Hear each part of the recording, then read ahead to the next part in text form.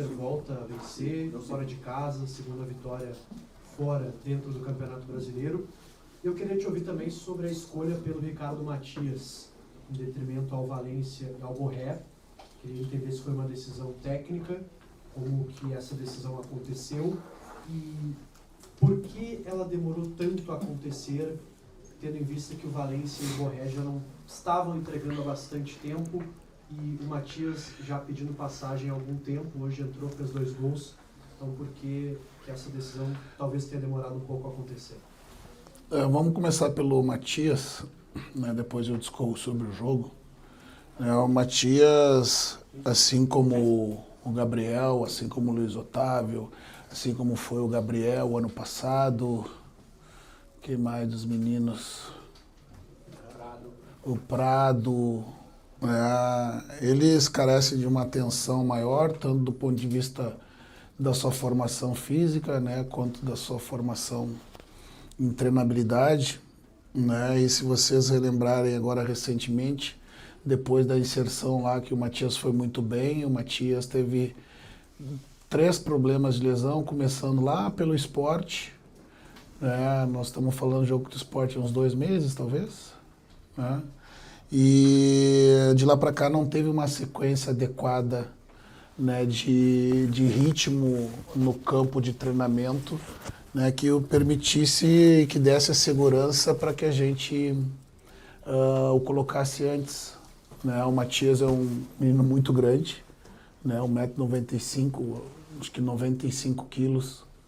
Né, e o jogador com muita musculatura, ele vai precisar de um preparo maior, senão, se a gente não tivesse cuidado, mais até com o Matias do que os demais, alguns tu precisa ter ganho de musculatura, né, para suportar o treino.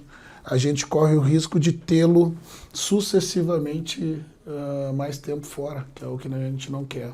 Né? Eu acho que foi no momento adequado, né, que a gente proporcionou a entrada do Matias, e que bom que ele respondeu bem. Né? E também tem uma questão importante, assim como todos, alguns têm naturalmente, né, a resiliência do treino dentro da sua característica fisiológica, mas o Matias precisa trabalhá-la dia a dia, né? Porque ele é um jogador de fibra rápida, né, que ele vai alcançar a capacidade aeróbia sendo resiliente ao treino, né, sofrendo no treino, né, mas não permitindo que o cansaço faça com que ele diminua o ritmo. Né? Então, inclusive, nesse período de retorno do Matias, muitas vezes, né, a gente precisou completar as atividades do Matias de forma analítica, depois dos treinos com bola, porque ele não tinha dado conta da intensidade do treino, né, da variável que era proposta. Né? Então, ele está construindo isso. Né? E como todos os meninos, a gente tem muito cuidado. Né? Gostaria eu de, por exemplo, tê-lo inserido mais cedo no jogo contra o Fluminense, jogo eliminatório, mas, né, eu penso hoje o Internacional e eu penso o amanhã. Né? Eu sei que a urgência do torcedor e a nossa, por vezes, é só hoje, mas eu tenho que pensar no amanhã também. Agora, quanto ao jogo, eu acho que foi importante a gente vencer, voltar a ter confiança. Estreando, digamos, né, o Alan Rodrigues, né, junto dos jogadores de meio que tem com mais frequência jogado, dando oportunidade ao Tabata, e por ter o Alan Rodrigues permitindo que o Tabata fosse um articulador por dentro, um jogador a mais que tenha o controle da bola, e permitindo que o Rodrigues possa ocupar o lado do campo, que faz com bastante facilidade e intensidade. Né? No final a gente colocou ele ali para fechar o lado, colocando o Pastor e o Bruno por dentro. Né? Tendo nos pivôs do Ricardo, né? E pelo outro lado, no seu lado preferencial, né? Que todo mundo cobra que o Wesley jogue, né? Mas, né, o que eu tenho falado pro Wesley, acho que ele sofreu 9 pênaltis no ano, e é o jogador que deu, sei lá, 4, 5 assistências com a de hoje.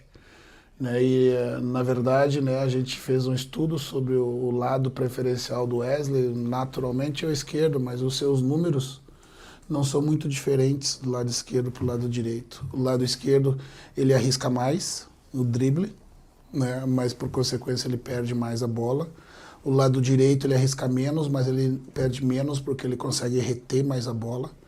O número de finalizações do Wesley do lado esquerdo para o lado direito na temporada passada, juntando com essa, geralmente é 3,2 finalizações por jogo do lado esquerdo, o lado direito é 2,9. Né? Tem uma sensível diferença, na verdade, na característica. E, sem dúvida nenhuma, né, o entrosamento, né, que ele recuperou com o Bernabé também faz o jogo do Bernabé subir. Né? Como a gente tem falado desde o começo do ano, hoje a gente só vê jogadores jogando de pé invertido, não tem mais ponta direita, né? É difícil, jogos muito com meia ponta. E o Tabata, com esse equilíbrio do Rodrigues, ficou bem. Eu acho que foi uma partida equilibrada. Né? O Red Bull usou muito quase um 4-2-4, buscando as profundidades de Barbosa e de Pita contra a nossa linha. Né? A gente, com o ímpeto da nossa marcação alta, a gente estava oferecendo campo para o Red Bull. Foi importante pedir para a nossa linha descer um pouco mais, para que essa bola, quando lançada, o Tino pudesse ser a nossa sobra de cobertura. E o Alain, quando teve jogadores que dividissem, né, a retenção da bola, me parece que desfrutou o jogo como nos seus melhores momentos. Acho que foi uma... pois é, o 10. Desfrutou o jogo como nos seus melhores momentos. Acho que foi uma grande vitória para retomar, né? Diminuir um pouquinho a pressão, né, que a gente trabalha para se manter equilibrado nesse momento de muita turbulência. Sabe, Roger, que eu cheguei aqui na coletiva convicto de que teu ataque tinha um novo titular para quarta-feira, que é o Ricardo Matias. Agora, te ouvindo, eu já fico em dúvida com relação à manutenção ou não dele para o jogo contra o Flamengo. Mesmo sendo um jogo difícil, lá em Montevidéu você também deu a chance para ele e ele foi importante. O campo não fala... Mas ele jogou no segundo, lembra? Ele jogou na sequência, no Mirassol ele jogou. Mirassol. Sim. Olha a dica. Olha a dica. Você está dando mais uma pista de que talvez esse não seja o caminho. Não. Jogou porque ele jogou. Ele jogou e fez gol. Sim. Não, perfeito. Não. Tudo bem, perfeito. É isso. Pô, não entende. Não, é isso, tá certo. O campo fala, ele te dá respostas, né? Hoje você recebeu essa resposta. Você tinha Borré e Valência no banco de reservas e foi o garoto que fez, né, o gol. A partir de agora, no bom sentido, você vira refém da escalação do Matias para quarta-feira. Se eu virar refém, que bom, né? Lisboa, Que bom se eu virar refém, né? Eu quero ser refém do campo sempre. Né?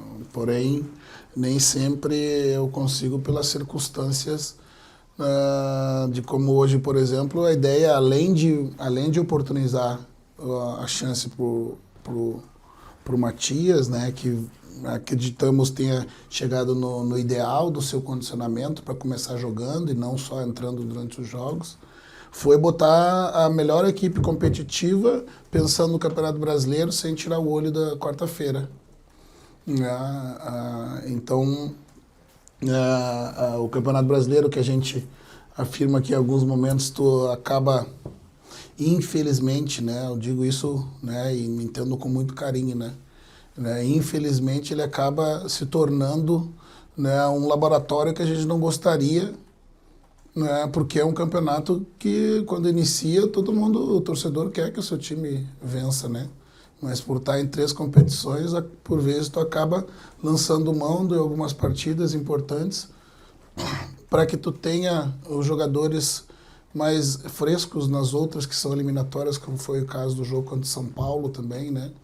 Que na sequência era o jogo contra o Fluminense. Eu quero ficar sempre refém do campo, do treino e do campo. Né? Porque também há um processo. Ele resolve no jogo, ele dá sempre no jogo, né? Mas no treino ele não se dedica no treino, ele fica no DM 3 dos 5 dias na semana porque ele decide no treino. Não estou dizendo que é o caso do Ricardo, tá? Estou dando um exemplo. Né? Também eu tenho que fazer justiça àqueles que estão se dedicando no treino. né? Então é o conjunto da obra. O Ricardo vem fazendo os dois e provou que, na verdade, né, quando tu treina o jogo, tu vai jogar o treino. Ponto. Roger, Jair Bic do canal do Baldaço, tu foi muito resiliente na questão de vamos treinar, vamos trabalhar. E hoje, além do Matias, uma jogada antiga voltou a aparecer. Bernabei e o Wesley, que fazia muito tempo que não encaixava esse lado esquerdo. Foi muito bem hoje, tu gostou? Eu gostei, eles têm a memória, né? No treinamento, quando eu separei os coletes, eu vi o Bernabei falar pro Wesley falar pro Bernabei, vamos namorar de novo. Nós estávamos falando à distância, só no campo. Né? Tem uma memória, né, eles se entendem. Né? Algumas vezes estavam fora do time, né, mas na maioria deles, né, o entrosamento acaba facilitando que eles retornem e, como eu frisei, acaba facilitando o jogo de ambos, né? Eu acho que foram bem os dois, né? Só vou puxar a orelha do Wesley, que depois de um primeiro tempo maravilhoso, né, foi displicente numa bola que quis dar um chapéu ali e deu um contra-ataque que deu o gol. Tem que ficar concentrado sempre. Gostei sim. Roger, Lucas Colar, voz do Gigante. Você falou na sua primeira resposta sobre a importância da vitória trazer um ambiente positivo também para quarta-feira em meio à pressão, né, que o Inter viveu após a eliminação na Copa do Brasil. A gente viu, né, que o Inter voltou para Porto Alegre, treinou, faixas foram expostas, né, de cobranças, né, aos jogadores, à diretoria, também, né, o seu nome foi citado. Queria ouvir como é que você construiu esse dia a dia, né, com a pressão da eliminação, para o jogo de hoje, como isso pode afetar também o jogo da quarta-feira. O tempo vai nos dando essa carcaça, né? É claro que não é nada agradável, né, você ser referência em faixas, né? Mas, novamente, não é que eu me vanglorie de com naturalidade aceitar isso. Eu estou adaptado, né? Eu não vou jamais me acostumar a isso, né? Porque eu sinto, né? Mas eu me adaptei, a gente se adapta e consegue gerir melhor, né, esses momentos, né? E se o torcedor cobra é porque ele quer uma resposta, ponto. E nós estamos ali para trabalhar. E o torcedor, por mais com toda a pressão externa, né, que eu ficava só imaginando quanta pancada eu estava tomando de vocês, né, eu tinha que estar tranquilo para trabalhar, não tem outra escolha, né? Um desses dias eu entrei na fisioterapia, cumprimentando todo mundo, o pessoal estava fazendo um pré-treino, eu cumprimentei o Thiago, ele me disse, como é que tá, Thiago? Não, eu tô bem, como tu tá? Né? Porque se tu tiver mal, guerreiro, o chefe flechado, nós vamos estar sangrando também. Né? Então, né, eu chegava no treinamento, às vezes, né, abatido, né, mas antes de entrar, dava 3 respiradas fundas, eu disse, eu sou o líder dos caras. E eles não podem me ver ferido. Né? E fazia o que precisava ser feito para que o ambiente continuasse saudável e ficou. Né? Sempre com muita sabedoria, né, da fala do presidente no último jogo, o jogo da eliminação, né, nos dando a segurança, né, de que o trabalho, né, seguiria, né, independente do que o externo estava pedindo ou desejando. Então, com tranquilidade. E me esforço muito, porque eu sei que é esse lugar que eu desejo estar, né? E para que eu consiga estar nesse lugar, eu tenho que suportar essa pressão. Faz parte. É inerente aos clubes grandes e aos grandes treinadores. Wagner Lund, Rádio Inferno.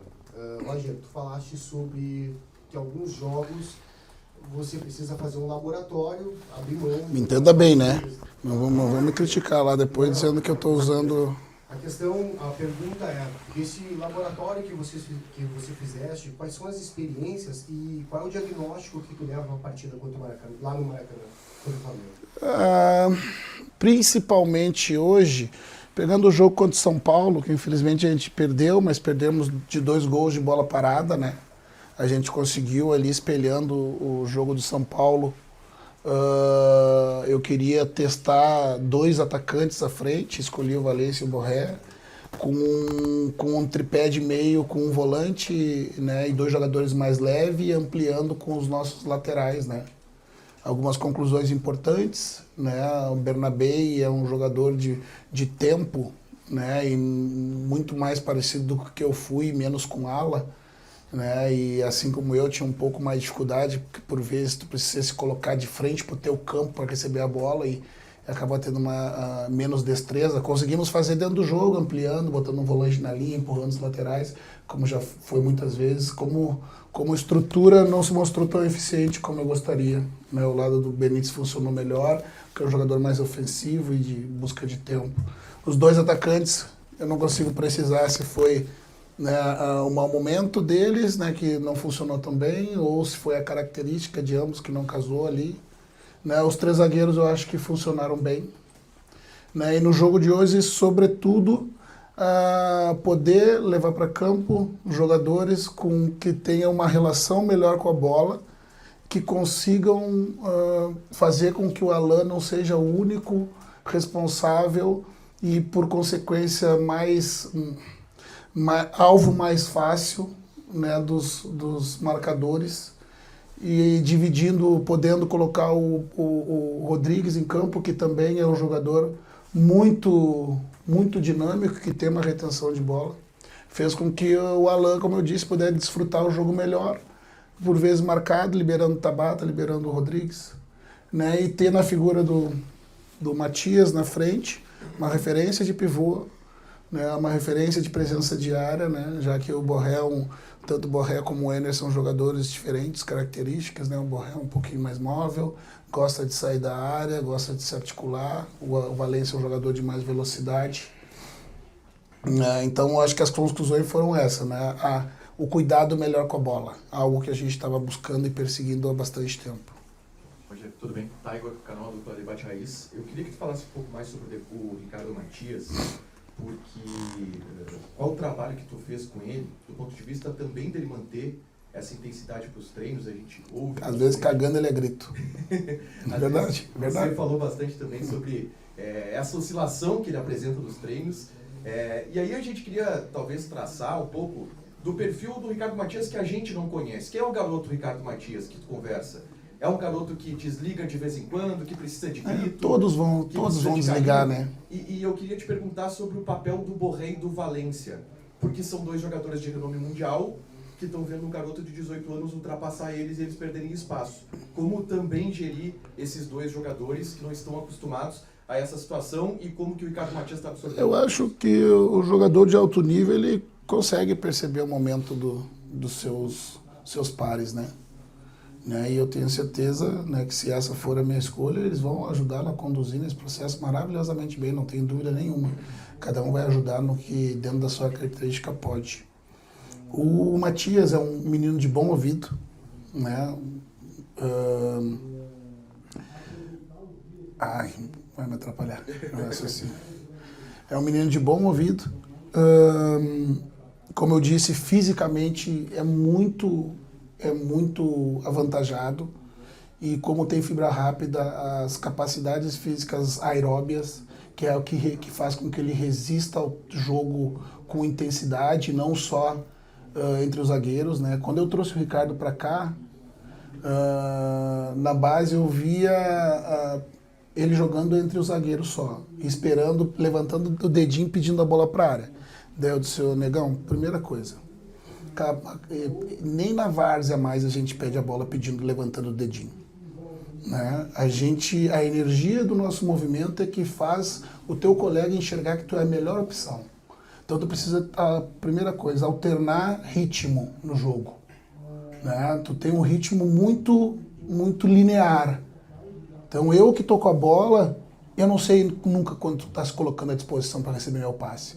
Agora tu pode continuar trotando, mas quando eu fixar o olho para ti, tu troca de ritmo, ele quer o passe.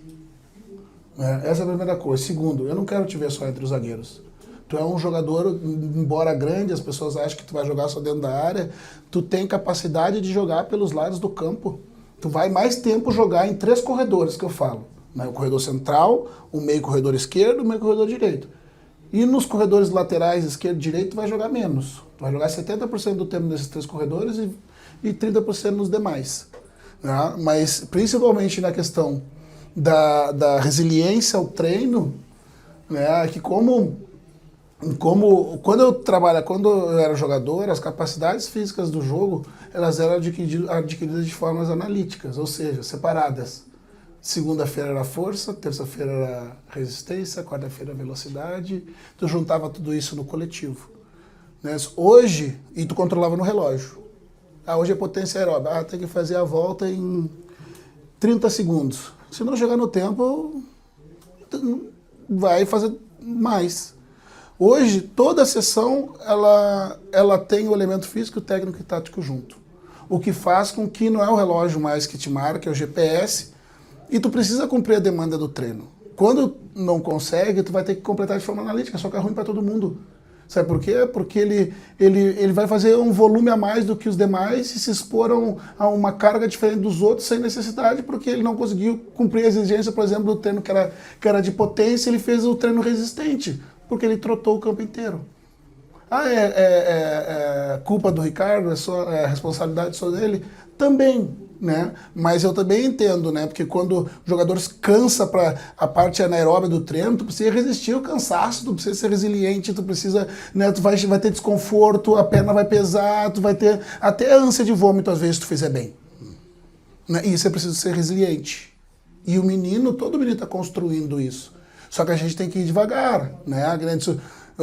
Eu falo sempre pro Ricardo, vai acontecer 2 coisas se tu não estiver bem treinado. Ou tu não vai fazer, ou tu vai fazer e vai correr o risco de machucar. Né? A primeira etapa, eu acho que ele compreendeu. O que aconteceu? Ele fez e machucou. Né? Por quê? Porque ele não treinava com aquela intensidade que ele jogou. Daí motivado pela chance, motivado pela oportunidade, motivado porque o jogo pediu aquilo.